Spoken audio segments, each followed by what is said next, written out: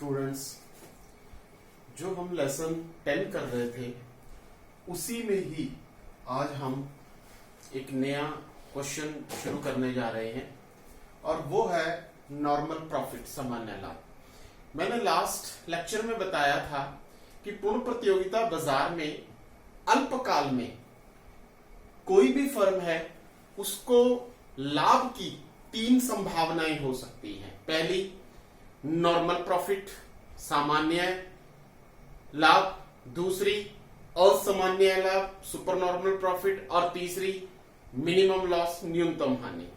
जो super normal profit है, असामान्य लाभ है, अति सामान्य लाभ है, वो हमने लास्ट लेक्चर में देखा था कि किस तरह से प्राप्त होते हैं। आज हम बात करेंगे सामान्य लाभ की, नॉर्मल प्रॉफिट की, कि किसी भी फर्म को नॉर्मल प्रॉफिट जो है वो किस प्रकार से प्राप्त होती है पूर्ण प्रतियोगिता बाजार में। तो सबसे पहले नॉर्मल प्रॉफिट होता क्या है? तो नॉर्मल प्रॉफिट फर्म को तब प्राप्त होते हैं जब फर्म की औसत आगम बराबर होती है औसत लागत के, अर्थात प्रति इकाई जो आगम है वो प्रति इकाई लागत के बराबर हो, दोनों एक दूसरे के इक्वल हो, तो वहां पर फर्म को जो है वो सामान्य लाभ प्राप्त होते हैं। सुपर नॉर्मल प्रॉफिट में बताया था कि जब AR ग्रेटर देन AC होती है तो अति सामान्य लाभ है, लेकिन सामान्य लाभ में जब AR इक्वल टू AC होती है तो सामान्य लाभ प्राप्त होते हैं। अब सबसे पहले हम फर्म को संतुलन में लेकर आएंगे। संतुलन के लिए मैंने बताया था कि 2 शर्तें होती हैं। कौन कौन सी शर्त होती है? पहली, MC बराबर है MR के होनी चाहिए, और जो दूसरी शर्त है वो है MC curve cuts MR curve from below. तो जहां पर ये 2 शर्तें पूरी होंगी वहीं पर फर्म जो है वो संतुलन की स्थिति में आएगी। तो पहले फर्म को संतुलन में लाने के लिए इन 2 शर्तों को पूरा करना है, तब फर्म जो है वो संतुलन की स्थिति में आएगी। अब शर्तें कैसे पूरी होती हैं और कैसे फर्म संतुलन की अवस्था में आती है, ये अब हम एक डायग्राम के द्वारा जो है वो देखेंगे। डायग्राम में क्या करना है? सबसे पहले हम बनाएंगे y एक्सिस, फिर हम ड्रॉ करेंगे x एक्सिस। जो y एक्सिस है इस पे हम लेंगे आगम, लागत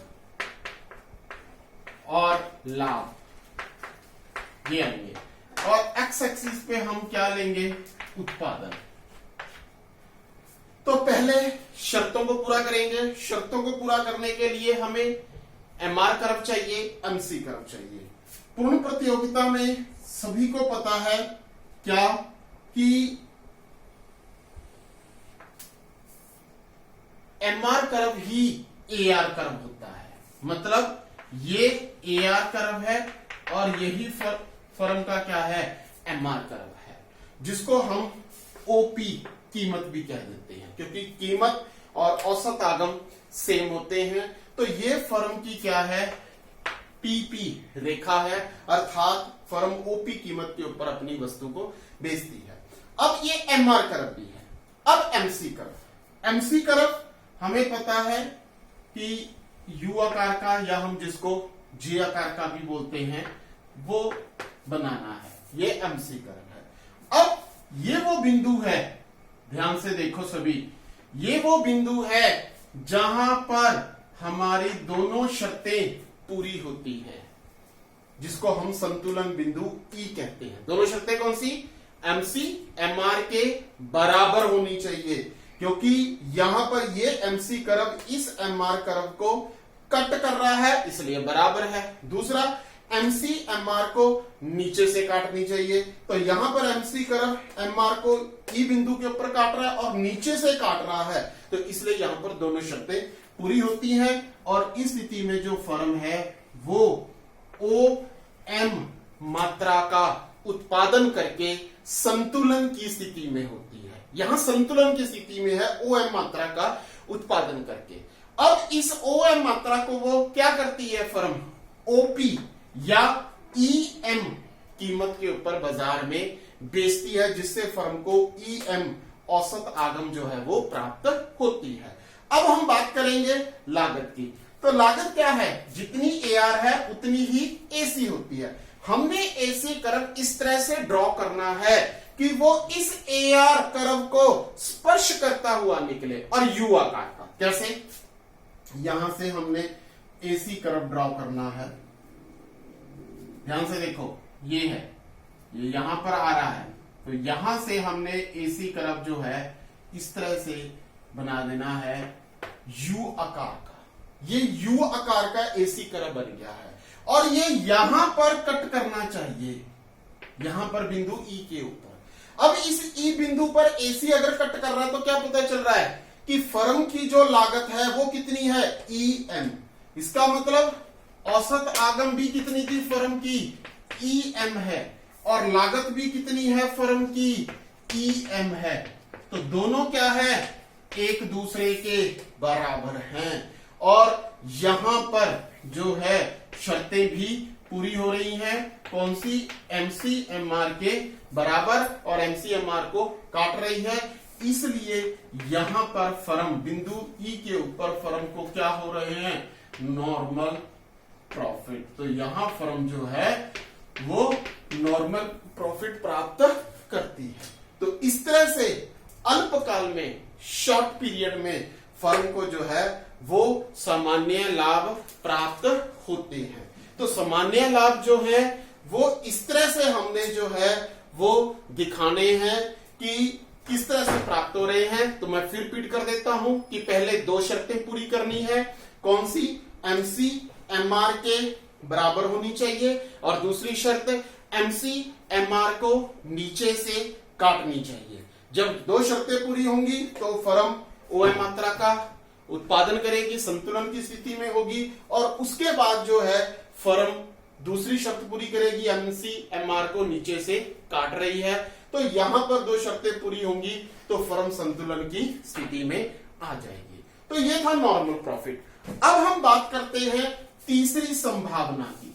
तो तीसरी संभावना क्या हो सकती है, तो फर्म के लिए पूर्ण प्रतियोगिता बाजार में अल्पकाल के अंदर जो फर्म को तीसरी संभावना हो सकती है वो है मिनिमम लॉस। मिनिमम लॉस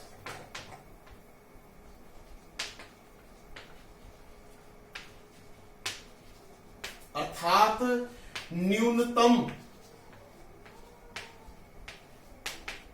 हानि। तो फर्म को न्यूनतम हानि भी अल्पकाल में उठानी पड़ सकती है। न्यूनतम हानि क्या होती है, पहले मैं हानि की बात कर रहा हूं। किसी भी फर्म को हानि तब होती है जब AC ग्रेटर देन क्या हो, AR हो। प्रति इकाई लागत प्रति इकाई आगम से ज्यादा हो तो वहां पर फर्म को क्या होंगे, लॉस होंगे। अब ये ध्यान से सुनना समझना कैसे है, लॉस है ये फर्म के लॉस है। अब हम बात करते हैं मिनिमम लॉस की। मिनिमम लॉस कब होते हैं, मिनिमम लॉस फर्म की तब होते हैं जब फर्म की औसत परिवर्तनशील लागत फर्म की औसत आगम के बराबर हो। औसत परिवर्तनशील लागत ABC, औसत परिवर्तनशील लागत बराबर हो औसत आगम के, तो यहां पर फर्म को मिनिमम लॉस होंगे। और जो ये लॉस हैं, ये लॉस होंगे फर्म के किसके बराबर, AFC के बराबर, औसत बंधी लागत के बराबर। क्योंकि मैंने सभी को बताया था कि AC बराबर होती है किसके, AFC और ABC के, दोनों का जोड़, औसत बंधी लागत और औसत परिवर्तनशील लागत का जोड़ है AC, ये वाली AC। अब यहां पर जब फर्म उत्पादन करती है, उत्पादन कर लिया, और उत्पादन जब उसने किया तो उसको औसत बंधी लागत भी उठानी पड़ी, औसत परिवर्तनशील लागत भी उठानी पड़ी, दोनों लागतें उठानी पड़ी। और उस उत्पादन को जब वो बाजार में बेचती है तो बेचने से फर्म को क्या प्राप्त हो रहा है? औसत आगम।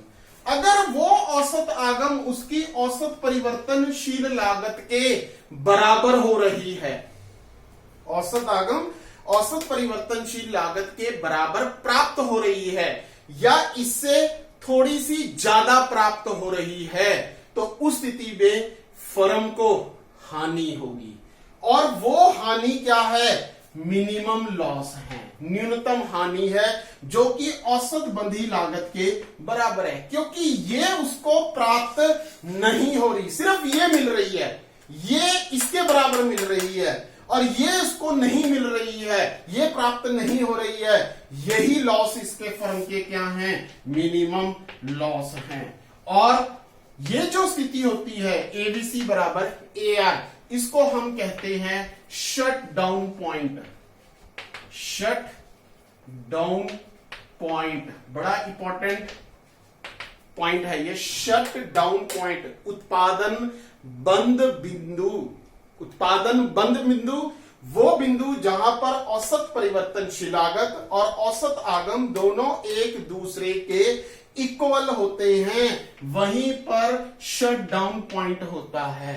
मतलब अगर औसत आगम इस एबीसी से कम हो जाए तो कम होने के बाद क्या होगा?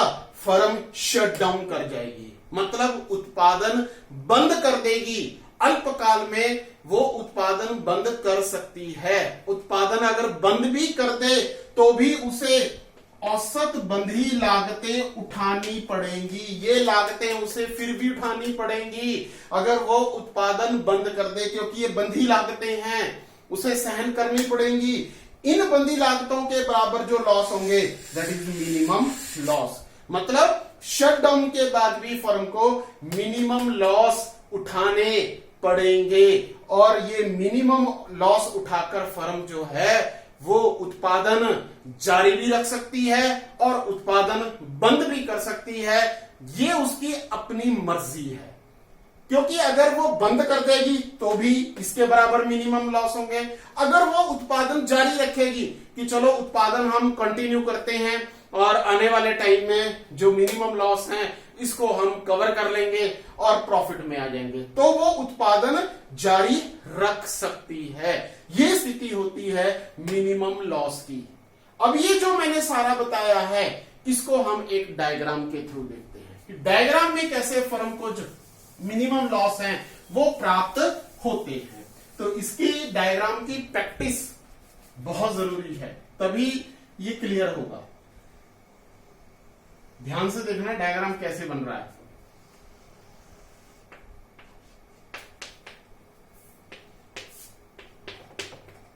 वाई एक्सिस पे आगम, लागत और हानि, ये हानि है, और यहां पर उत्पादन। पहले हम शर्तें पूरी करेंगे, ध्यान रखना यहां पर भी दो शर्तें पूरी होंगी, वही वाली। अब वो दो शर्तें कौन सी हैं? दो शर्तें जिसके लिए क्या है, एआर और एमआर कर्व चाहिए। यही हमारा क्या है, एआर कर्व है, और यही हमारा क्या है, एमआर कर्व है, और जो कि एक्स एक्सिस के समानांतर होता है। और ये फर्म की ओपी कीमत भी है जिसके ऊपर फर्म बाजार में वस्तु को बेचती है। अब एमसी कर्व, ये वाला एमसी कर्व, क्योंकि शर्तें पूरी हो रही हैं। अब यहां पर शर्तें पूरी हो रही हैं, फर्म की शर्तें पूरी हो रही हैं, मींस यहां पर फर्म जो है वो ओएम मात्रा का उत्पादन करके संतुलन की स्थिति में है। जो ई बिंदु है दैट इज इक्विलिब्रियम पॉइंट, संतुलन बिंदु, क्योंकि यहां पर एमसी एमआर के बराबर भी है और एमसी वक्र इस एमआर वक्र को नीचे से काट भी रही है, इसलिए यहां पर दोनों शर्तें पूरी हो रही हैं और फर्म जो है वो संतुलन की स्थिति में है। और संतुलन की स्थिति में आकर फर्म OM मात्रा का उत्पादन करती है, जिसे OP कीमत के ऊपर बेचती है, और OP कीमत के ऊपर बेचने पर OPEM जो है वो फर्म की क्या है, आगम है। OPEM क्या है, फर्म की आगम है, जिसको हम क्या कहेंगे, औसत आगम। ये फर्म की औसत आगम भी है। अब क्या होता है कि जितनी औसत आगम होती है उतनी ही क्या होनी चाहिए, एबीसी होनी चाहिए, मतलब एवरेज वेरिएबल कॉस्ट, औसत परिवर्तनशील लागत। अब हमने एबीसी कर्व बनाना है, इस प्रकार से बनाना है, यहां से स्पर्श करता हुआ निकले। कैसे, ये देखो ध्यान से, यहां से इस एबीसी कर्व डाउन करेंगे यहां तक, ये आ गया। अब यहां स्पर्श कर रहा है, यहां एबीसी कर्व बन जाएगा इस तरह से, ये एबीसी कर्व है। अब यहां पर वो स्पर्श कर रहा है, इसका मतलब ये बिंदु क्या है, फर्म का शट डाउन पॉइंट है। शट डाउन पॉइंट मतलब उत्पादन बंद बिंदु। उत्पादन बंद बिंदु क्यों, क्योंकि यहां पर AR और ABC दोनों क्या हैं, एक दूसरे के बराबर है। ये ABC कर्व है, ये AR कर्व है, दोनों एक दूसरे को स्पर्श कर रहे हैं, इसलिए दोनों एक दूसरे के बराबर हैं। और यहां पर जो है फर्म न्यूनतम हानि उठा रही है। अभी हम देखेंगे न्यूनतम हानि कैसे है, लेकिन ये शटडाउन पॉइंट भी है। मतलब अगर AR इस ABC से कम हो जाए तो फर्म क्या करेगी, उत्पादन करना बंद कर देगी, वो उत्पादन बंद करके जो है बाहर चली जाएगी, लेकिन उसको फिर भी लॉस उठाने पड़ेंगे बंधी लागतों के बराबर। अब बंधी लागतों के बराबर लॉस कैसे दिखाएंगे, इसके लिए हमें क्या चाहिए, एसी कर्व, क्योंकि एसी और एबीसी दोनों का डिफरेंस, एसी माइनस एबीसी क्या आएगा, एएफसी। ये जो दोनों का डिफरेंस है वो एएफसी है, और एएफसी के बराबर ही क्या है, हमारे मिनिमम लॉस है। इसके लिए अब हम एसी कर्व बनाएंगे, जो कि सभी को पता है क्या होता है, यू आकार का होता है। यू आकार का ये एसी कर्व है, ये ऊपर जाएगा। ठीक, अब यहां से उत्पादन को हम ऊपर लेकर जाएंगे इस बिंदु पे, जहां ये इसको एसी को टच करेगा, ये वाला बिंदु, इसको हम लिखेंगे क्या, बी बिंदु। मतलब OM उत्पादन के लिए EM क्या थी, औसत आगम थी, और EM ही औसत परिवर्तनशील लागत है। लेकिन BM क्या है, औसत लागत है। BM औसत लागत है, लागत ज्यादा आ रही है और जो है BM के बराबर है, लेकिन आय प्राप्त हो रही है किसके, EM के बराबर। तो यहां पर फर्म जो है बिंदु लगाएंगे ए, ये ए बिंदु है। तो यहां पर जो ये वाला एरिया है, ये वाला, ये एरिया हम कहेंगे क्या, मिनिमम लॉस। ये फर्म के क्या है, मिनिमम लॉस है। क्या है minimum loss, A B E P. A B और ई पी जो है इसके बराबर फर्म को मिनिमम लॉस उठाने पड़ रहे हैं। इसलिए उठाने पड़ रहे हैं क्योंकि OM मात्रा का उत्पादन हो रहा है, जिसे OP कीमत के ऊपर बेचा जा रहा है। OPEM फर्म की क्या है, जो है वो औसत आगम है, जबकि OABM फर्म की क्या है, औसत लागत है। अब यहां पर OPEM के बराबर ही फर्म को क्या हो रही है, ABC। तो इसलिए ABEP ये जो एरिया नजर आ रहा है, यही एरिया फर्म का क्या है, मिनिमम लॉस का है, न्यूनतम हानि का है, जिसको अल्पकाल में फर्म उठा सकती है, और इस हानि को उठाकर वो उत्पादन जारी भी रख सकती है, या फिर वो उत्पादन जो है बंद भी कर सकती है। तो इसलिए यहां पर फर्म जो है न्यूनतम हानि अल्पकाल समय में उठा सकती है। तो ये जो है वो मैंने बताया था कि कैसे फर्म जो है वो अल्पकाल समय में super normal profit, normal profit और मिनिमम लॉस उसको उठाने पड़ सकते हैं। तो ये सारी स्थिति मैंने समझा दी है। 3 क्वेश्चन हरियाणा बोर्ड के लिए बहुत ज्यादा इंपॉर्टेंट है, इनको अच्छी तरह से प्रिपेयर करना है।